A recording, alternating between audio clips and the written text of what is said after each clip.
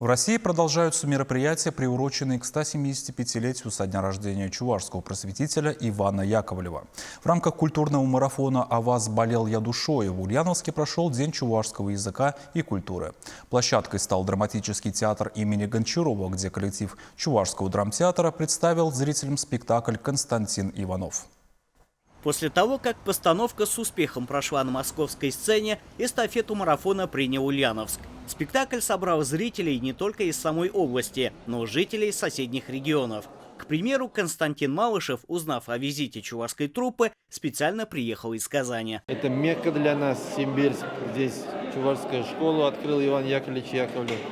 И, конечно, очень приятно смотреть исторический спектакль в его историческом непосредственном месте.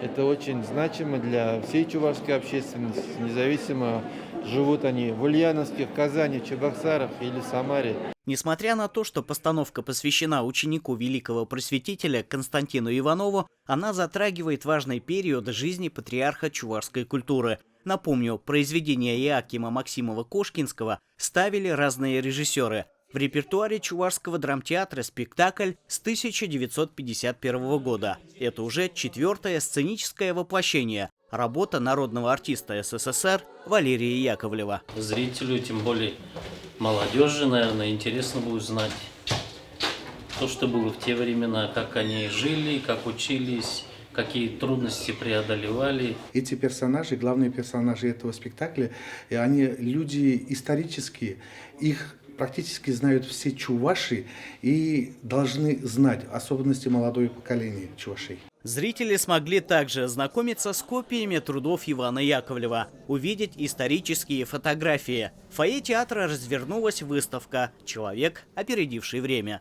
Это, например, изображение его гимназистом, когда он учился в Симбирской классической мужской гимназии, а затем, когда он был студентом Казанского университета.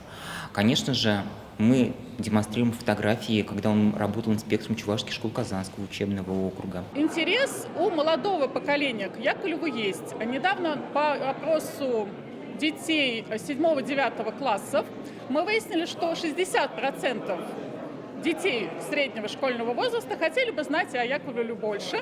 Специально для них мы разрабатываем экскурсию по городу Ульяновску по яковлевским местам. Мост дружбы между двумя соседними регионами проложен давно. Различные совместные проекты укрепляют сотрудничество и способствуют взаимообогащению культур. Леонид Петров, Вести Чувашия.